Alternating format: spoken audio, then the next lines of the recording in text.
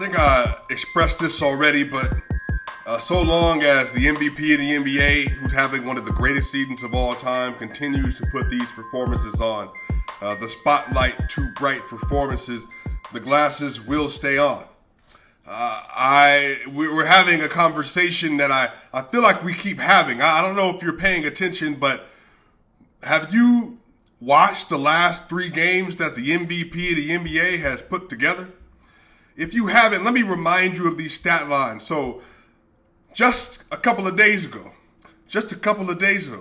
Nikola Jokic had 46 points, 12 rebounds, and 11 assists versus the New Orleans Pelicans. And then the following night, he has 32 points, 15 rebounds, and 13 assists versus the Golden State Warriors. And then just 2 nights later, Nikola Jokic tonight versus the Sacramento Kings has 38 points, 18 rebounds, and 7 assists on 15 of 24 shooting, which, again, is still well over 50%, exactly 62% from the field. He was 8 of 9 from the free throw line. He was a +6 in the game. They won by 6 with 2 blocks and a steal. The MVP is on a tear. That is an insane stat line. Now, it would be even more insane. He would have had a triple-double tonight had his teammates hit some shots, but they didn't start making so late, and then he only had 7 assists, but we were looking at a potential 3 straight games of triple-doubles of north of 32-plus points. And tonight, the MVP of the NBA goes for 38, 18 rebounds, and 7 assists, while Will Barton is out, Jeff Green is out, Bones Highland is out, on top of Jamal Murray and Michael Porter Jr. being out. Even still, he plays a great game, a defensive game where people were not hitting shots. Tonight, y'all, the Nuggets shot 49% from the field and 26% from 3. They were 9 of 35. The Kings, however, were 12 of 34 for 35%. It was a great game from the MVP. Y'all, he had one of the illest and best moves of his life against Jones. Damian Jones was guarding him, and he was at the top of the key. And Yoke did some kind of crossover behind the back, spin, hezzy, spin, under, layup, right before the shot clock ended. And I'm over here like, the man has a deep bag. The Denver Nuggets win tonight. They've won 12 of their last 14 games, you all. They've won 12 of their last 14 games, you all. Did y'all see this coming? I would love to hear this. Again, if you're aware of my Twitter, again, follow me, SwipaCam on Twitter. I predicted, hopefully, that they will go 19-5 in the last 24 games. That they will go 19-5. Right now, the Denver Nuggets are sitting at 40-26. 40-26. They're 2.5 games above the Timberwolves. And they are now tied with the Mavericks for the 5th seed. And they are a game and a half behind for the 4th seed. 4 games out of the 3rd seed. They have won 4 straight games. Before they lost that game to the Oklahoma City Thunder, the Nuggets had won 6 straight games. Before they had lost that game to the Celtics, they had won 2 straight games. 1, 2, 3, 4, 5, 6, 7, 8, 9, 10, 11, 12, and 2. And they're still in the 6th seed. And everybody, people keep saying that the Western Conference is easy this year. And I'm over here like, well, they've won 12 of their last 14 games. They've won 4 in a row, previously winning 6 in a row. And yet they are still at 10 and 11 over the last 11 games. They're still sitting in the 6th seed. So how easy is this so-called conference, you ask? It was a great game, man. It was a wonderful game from the MVP of the NBA. There's just so many things that need to be discussed about what he's doing right now. Once again, 35 minutes, 38 points, 18 rebounds, and 7 assists. Monte Morris tonight. What a game. Monte Morris, if he didn't play as well as he did, I don't think the Nuggets win this game because nobody else came to the party tonight. Monte Morris on 8 of 11 shooting, 20 points, 4 rebounds, and 4 assists on 30 minutes. He was 2 of 3 from the three-point line, 2 of 3 from the free throw with 2 steals. and he had 3 turnovers tonight. So one of his worst assist to turnover ratio games. But again, if you put all that together, you know, he's been on a really, really hot streak when it comes to assist to turnover the last 15 games or so. Monte Morris also missed his first free throw tonight since January 25th, I believe. He missed his first free throw in well over a month and a half, basically. Monte Morris played great.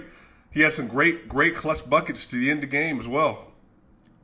No, sorry. Monte Morris missed his first free throw since January 7th. Sorry, I misspoke.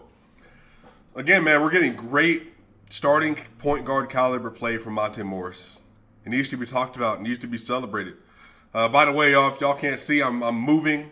I'm in the process of going to a new location, so things are changing behind us. The scene is going to change behind us here soon. I'm trying to make some upgrades for y'all, get the channel right. We're going to 10,000 subscribers, y'all. Hit subscribe, y'all. Hit subscribe.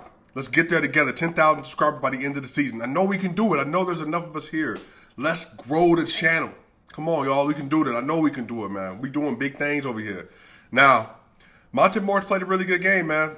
He had some clutch buckets. He had a clutch fade, little push shot against Davion Mitchell off the screen and pick and roll. Got an and one on it as well. He played that 2-man game with Jokic, man. That 2-man game with him and Jokic at the end of the game, you know, it's a couple tiers below obviously Jamal Murray and Nikola Jokic, but still, man, Monte can do some things.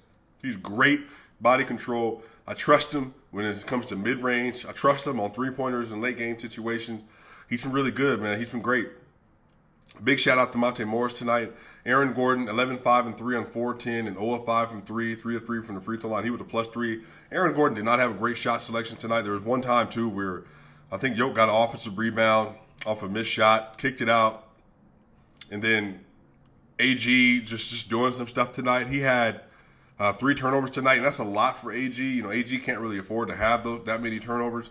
You know, Jokic has 3 turnovers, but again, he throws 100 passes a game, 100 touches, has 100 touches a game, throws 74 passes a game or something like that. It's going to happen. But AG turnovers are very loud. Again, he had a 3-pointer with 13 seconds left on the shot clock, where he literally got the ball, went to the left corner, stepped and shot the ball up, and it didn't hit anything almost. You know, wasn't his best game.